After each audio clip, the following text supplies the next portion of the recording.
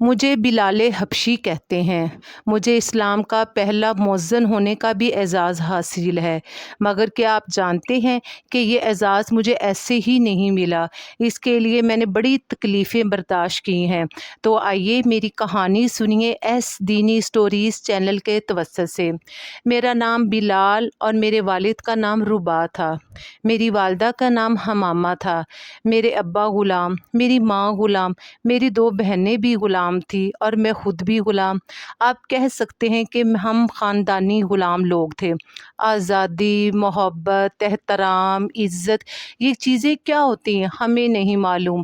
میں نے تو ساری عمر صرف جھٹکیاں، گالیاں اور سزائیں ہی دیکھی تھی۔ میرے ساتھ تو کسی نے کبھی محبت کے دو جملے نہیں بولے تھے۔ میں حبشہ میں پیدا ہوا تھا اور وہاں سے بکنے کے لیے مکہ کی منڈی میں لایا گیا۔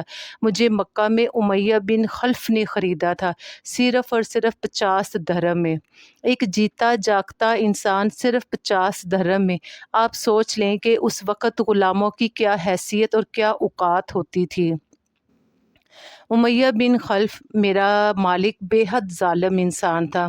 مجھ سے وہ اتنے کام لیتا اور اگر میرے سے کوئی غلطی ہو جاتی تو مجھے اتنی سخت سزائیں دیتا تھا۔ بعض اوقات وہ مجھے پورے 2 دن تک کھانے کے لیے بھی کچھ نہیں دیتا تھا۔ پتہ نہیں اسے میرے سے کیا چڑ تھی۔ کبھی کبھی میں اسے دیکھتا تھا تو سوچتا تھا کہ امیہ کا تو بس نہیں چلتا کہ وہ ساری کائنات کا بوجھ بھی میرے سر پہ ڈال دے۔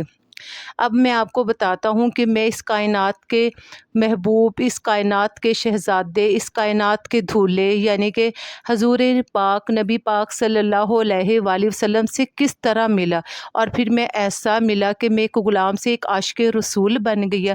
تو آئیے میں آپ کو اپنی نبی پاک صلی اللہ علیہ وآلہ وسلم سے پہلی ملاقات کا حال سناتا ہوں۔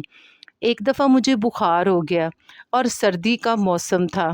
میں دوائی لے کر آیا اور میں سو گیا۔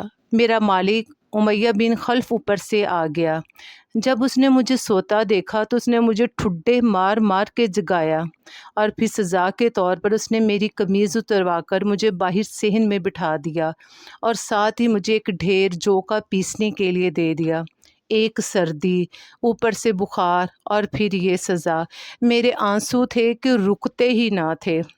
میں بار بار اپنی آنکھوں سے آنسو صاف کرتا، جو پیستا اور شکایت بھری نگاہوں سے آسمان کی طرف دیکھتا اور کہتا، مالک میرے لیے کرم کی کوئی جگہ نہیں۔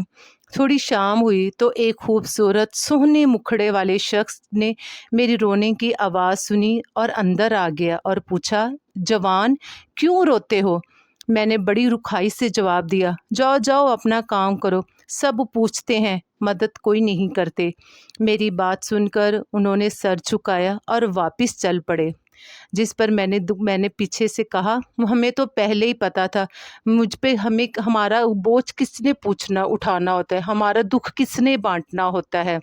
مگر تھوڑی ہی دیر بعد وہ شخص دوبارہ گرم دودھ اور کھجوریں لے کر آئے، مجھے کھانے کو دی، مجھے لحاف دیا اور کہا، سو جاؤ، صبح تک ٹھیک ہو جاؤ گے۔ میں نے کہا، یہ جو کون پیسے گا؟ اگر صبح تک مالک کو نہ ملے تو وہ بڑی سخت سزا دے گا۔ کہنے لگے، میں پیس دوں گا، تم آرام کرو۔ میں چونکہ بیمار تھا اور دکھی بہت ہوا تھا، میں نے سو گیا۔ جب میں صبح اٹھا تو وہ جو کا ڈھیر انہوں نے پیس دیا تھا۔ انہوں نے 3 دن تک میری ایسے ہی خدمت کی۔ انہوں نے مجھے اتنا پیار دیا، مجھے اتنی توجہ دی، میرا ایسے خیال رکھا کہ جیسے میں بہت کوئی خاص چیز ہوں، میں بہت قیمتی چیز ہوں۔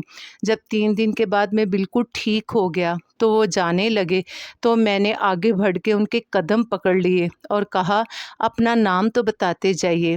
وہ پیچھے مڑے، میری طرف دیکھا، مسکرائے اور بولے، مجھے محمد کہتے ہیں۔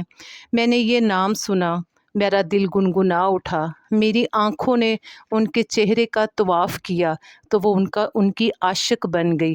میرے دل نے ان کے دل کے ساتھ اب محبت کا رشتہ جوڑا اور ایسا جوڑا کہ میں غلام سے عاشق رسول بن گیا، اور میں ایسا عاشق رسول بنا کہ حضرت عمر فاروق جیسے جلیل القدر صحابی بھی مجھے سیدنا بلال کہہ کے پکارنے لگے۔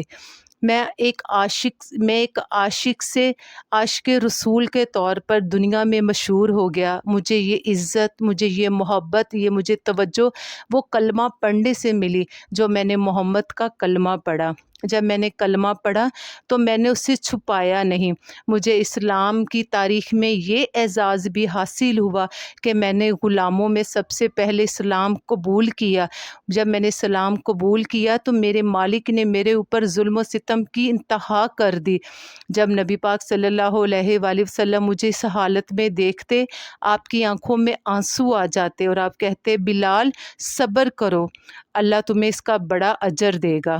اور اللہ نے مجھے اجر دیا۔ اللہ نے مجھے اسلام کا پہلا مؤذن بنا دیا، ایک غلام کو مکہ کی چھت پہ چڑھا کے اذان دلوا دی۔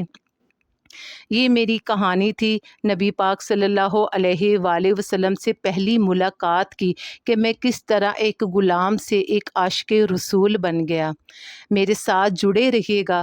اب آپ کو اگلی قسط میں یہ سناؤں گا کہ مجھے حضرت ابو بکر صدیق نے کس طرح خریدا، اور جب وہ خرید کر مجھے نبی پاک صلی اللہ علیہ وآلہ وسلم کے پاس لے کر گئے تو نبی پاک نے کیسے باہیں کھول کر مجھے اپنے سینے میں چھپایا تھا۔